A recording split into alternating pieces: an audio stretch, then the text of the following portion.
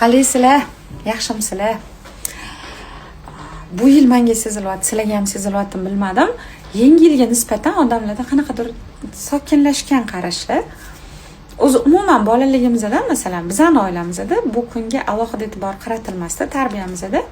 Shunchaki shu kunni bir dasturxon atrofida o'tkazib qo'ya qolardik, bo'ldi edi. Lekin kelin bo'lib tushganimda Marg'ilonga kelin bo'lganman. So'raganman, yangi yil kuni nima ovqat qiling deb so'rasam, mastava soling deyishgan.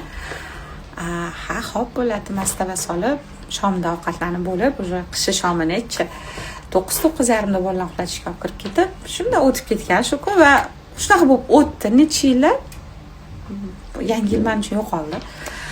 Lekin bu yaxshi bo'ldi bir tarafda, chunki e'tiqodlarim masalasida bu menga foyda bo'ldi. Chunki xuddi shu yugur-yugurlar, chop-choplar, kiyim tiktir, dasturxon tayyorlashda hayitda bo'lardi bizda. Shu uchun. Xullas, bizda menda shunaqa edi, lekin men atrofimda shunaqa tanishlarimiz bor ediki, bu kunni nishonlamaslik uchun butunlay o'sha boshqa mamlakatlarga ketib borishga ham tayyor. Ya'ni buni qanaqadir diniy bayramga taqqoslabroq qarashardi.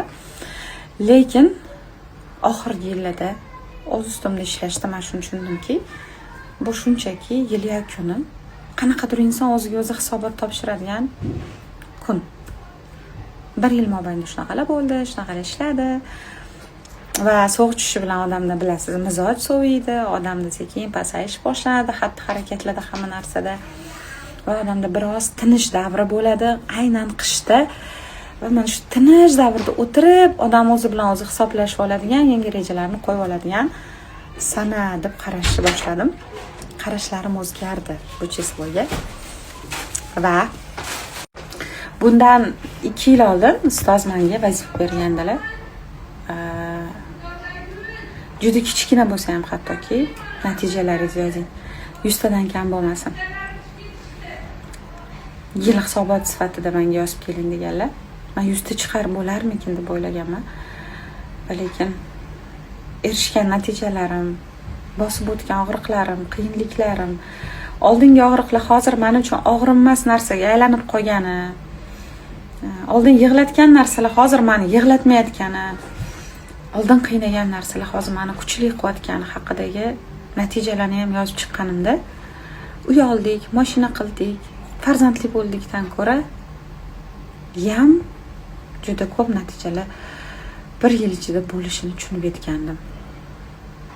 Va bu yil ham xuddi shunaqa hozir yozib chiqdim. Xullas, bu yil menga depressiyaga boy yil bo'ldi. To'liq desam ham bo'laveradi. Shunaqa qochib yurgan, shunaqa men bilan bo'lishni xohlamagan vaziyatlarim bo'ldi men bilan. Shunaqa chidolmaydigan hissiyotlarimga chidashni o'rgandim.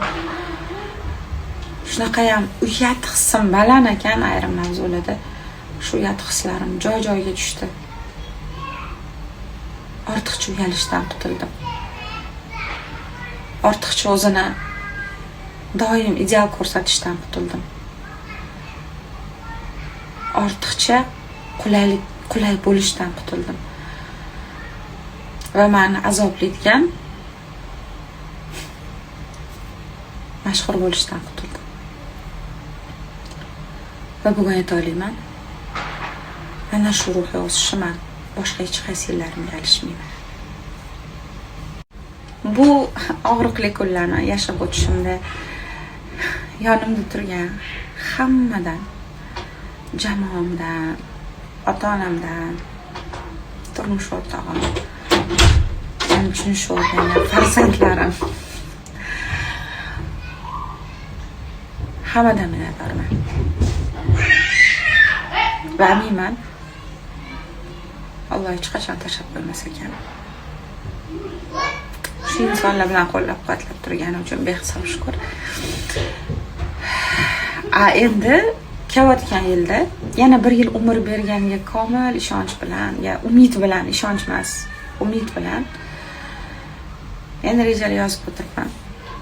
Va aytmoqchiman, bugungi kundan e'tiqodlaringizga ta'sir qilmaydigan darajada shunchaki sarhisob va rejalar yozishda foydalanib ko'ring bolalar uxlaganda.